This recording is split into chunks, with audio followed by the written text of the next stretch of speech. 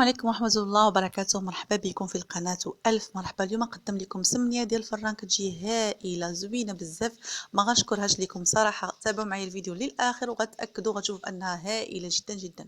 بالنسبة للمكونات البنات، أنا غنحتاج نص كيلو ديال الفورس، وغنحتاج معلقة ديال الزبدة بحرارة المطبخ، وقبصة ملح، وملعقة ديال الزيت، وملعقة ديال الخل، وبيضة. هادو هما المكونات اللي غنحتاج في العجينة ديال هاد المسمن هذا.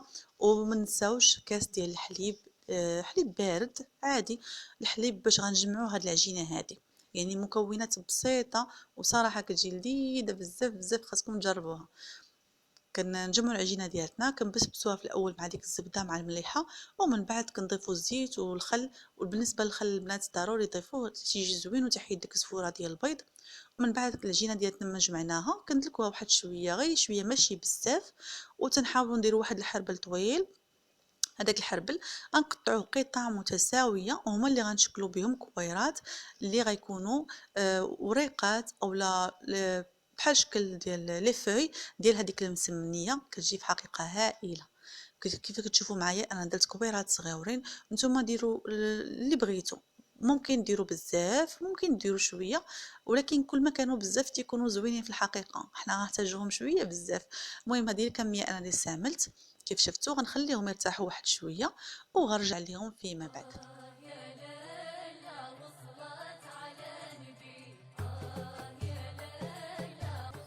اما بالنسبه للحشوه، كيف تشوفوا انا استعملت رابعه ديال الكاوكاو او فول سوداني، ملعقه ديال القرفه او الدارسين، كاس ديال السكر كلاصي، وربع كاس ديال الماء الزهر. وممكن تستعملوا حتى الروح ديال الزهر تيجي رائع بزاف. وبالنسبه للكريمه، كيف تشوفوا البنات استعملت نص لتر ديال الحليب، نص لتر الحليب، واربع ملاعق ديال النشا، ونص كاس ديال السكر. وبعد ما اندمج الخليط وعقد ليا شويه خليته تيبرد، وضفت ليه الجبن. ممكن تستعملوا اي ماركه ديال الجبن، انا استعملت هذا الجبن العادي اللي عندنا، نتوما استعملوا اللي متوفر عندكم. تيجي الكريمه كتجي هائله بزاف بزاف. ومن بعد نحتفظوا بها على ما تبرد لينا واحد شويه ونكملوا الخدمه ديالنا. بسم الله على بركه الله البنات. كيف كتشوفوا انا خديت هنا مول، دهنته بشويه ديال الزبده، درت فيه ورقه ديال الزبده انا باش ما تلتصقش ليه عجينه. هنا كنبدا البنات اول حاجه تندوب الزبده، يعني تناخذ واحد الكميه رابعه، نص رابعه، على حسب نتوما والرغبه ديالكم والمستطاع ديالكم. وتناخذ النشا، ضروري من نشا اي مايزينا نشا. تنحاول نسرح بالمدلك الكويرات، كل كويرات نحاول نسرحها مزيان نبسطها. ومن بعد تنبسطها بالمايزينا بمساعده ديال النشا. ومن بعد كنضيف لها ديك الزبده. بالنسبه للطبقه الاوليه البنات، كيف كتشوفوا انا هنا استعملت فيها تقريبا شي 4 الوريقات مع بعضياتهم، باش تكون لي القاع ديال هذا المسمن هذا يكون فويتي، يعني بحال شكل ميلفاي او بحال شكل ديال باط فويتي، يعني ما يجينيش فيه مباشره غندير فيه الحشوه، لحقاش الا درت فيه الحشوه غتحرق ليا، راكم عارفين فيها العسل، فيها سكر عفوا. السكر كاين في كاوكاو. داكشي علاش حنا غنديرو الطبقه الاولى غتكون شويه بحال شكل فويتي، يعني تجي مقرمشه شويه. ومن بعد البنات بعد ما سرحناها تنحطوها فوق من الطاوه اللي غندخلوه للفران، وكنبداو نفرتو فوق منها بكاوكاو. هذا الكاوكاو اللي راه حنايا ديجا درنا فيه القرفه ودرنا فيه السكر، تنفرتو. من بعد كنحطو وريقه، يعني القضيه دابا سهله. غنديرو طبقه ديال الكاوكاو وغنديرو وريقه، يعني هنا ما نديروش بزاف الوريقات، غنديروها وريقه فقط.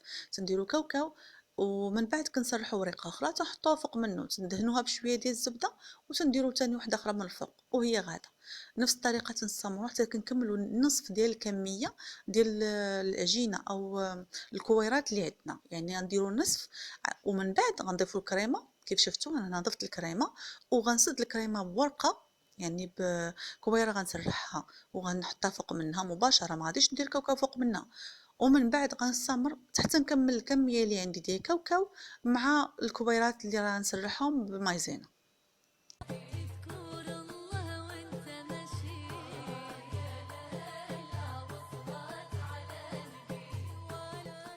والبنات بالنسبه للزبده، علاش انا تندير الزبده؟ باش كتجيني مقرمشه، باش ملي كطيب هاد المسمنيه هادي كتعطيني واحد القرمشه زوينه بزاف بزاف. يعني هذيك اللذه ديال الزبده مع هذاك الكاوكاو مع هذيك الريحه ديال الزهر، ما نقولش لكم يا سلام يا سلام، صراحه كتجي هائله.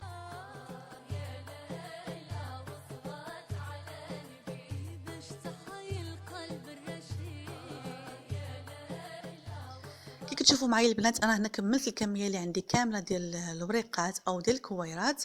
هنا تناخد واحد السكين وتنقطع هاد المسمنية هادي، غنقطعها على حسب القطع، يعني قطع صغيرة اللي غني يعني تنحاولوا أننا نقطعوها القطع اللي بغينا، ومن بعد كندهنوها بالزبدة من الفوق. يعني ما غاديش نخوي فوق منها الزبدة لحقاش ديجا حنا درنا في كل ورقة درنا من الفوق زبدة، غادي ندهنوها من الفوق ونطيبوها. بعد ما طابت كندهنوها بالعسل اولا تنصبوا فوق منها العسل حسب الرغبه ديالكم، وكنزينوها باش ما بغينا. وإلا ما متوفرش عندكم العسل غتاخدوا كاس ديال السكر ديروا فوق البوطه مع شويه الحامض، خليوه يطبخ شويه وديروا فوق منها تيجي تا هو غزال بزاف. هذا هو الشكل ديالها، كتجي زوينه بزاف بزاف بزاف بزاف. ما نقول لكم الصراحه نشكرها لكم، خاصكم ضروري انكم تجربوها. من الداخل ديالها كتجي فنه زوينه صراحه، احسن من ملفاي. والله اقسم بالله حسب من ملفاي. انا بعدا دقت ملفاي ودقتها صراحه هي جات حسن من ملفاي، ما غاديش نحلف لكم بالله هكذاك. المهم جربوها وجربوها بالطريقه اللي درت وردوا عليا الخبر.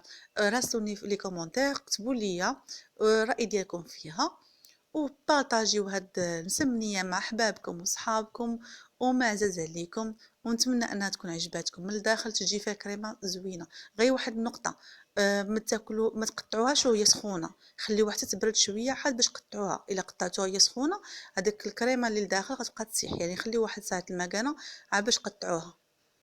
وبالنسبه لطريقه الاحتفاظ ديال هاد المسمنه البنات راه كتبقى مقرمشه، تقدر تبقى لكم مقرمشه في الثلاجه حتى 3 ايام 4 ايام كتبقى هي صراحه جربوها كتجي هائله بزاف بزاف بزاف.